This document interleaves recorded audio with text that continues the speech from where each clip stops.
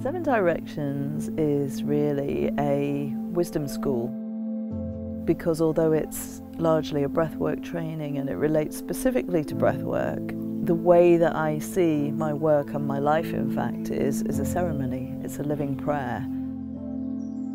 And so what we bring in is the importance of coming into right relationship with ourselves, with nature, with each other, with communities, with the planet, so that we can create this more beautiful world, as Charles Eisenstein would say, that we all want to live in. Is there, it's available.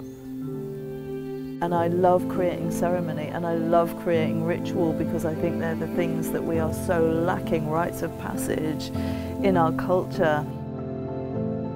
And that's the piece that relates to the Wisdom School and the purpose of what I'm creating at the moment, and it's a co-creation with all the people involved in it, is very much about bringing some of that ceremony and ritual back in so that we can actually have these markers for how we move through life. And really it's all about that. It's finding the different tools and resources, but it's a breathwork training with a difference insofar as it really is an 8-month ceremony that the people will go through in order to be able to hold that space for others at the end of their journey. We bring in the science of the breath. We bring in what consent really means and the ethics of touch. We also speak to developmental trauma and complex trauma and how that comes in, because with these breathwork practices that are more dynamic, often people will find that they'll meet these repressed memories and these parts of themselves that have been so deeply hidden that when they can arise, it can be a lot for somebody to deal with. So we need space holders who are well trained in ethical practice, trauma, in the way that the body is functioning.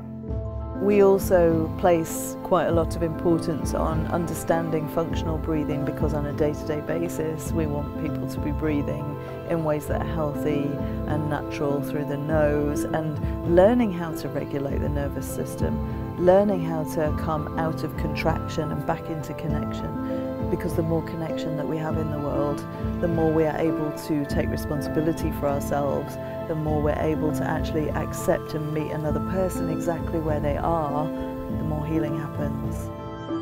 So I hope that by the end of the 8 months, and it's my intention, that not only will people have travelled on a personal journey, but that more importantly, they'll know how to create a container for people that understands the science, that understands the mystery, that understands how people can meet themselves in safe ways, and that can only be a good thing.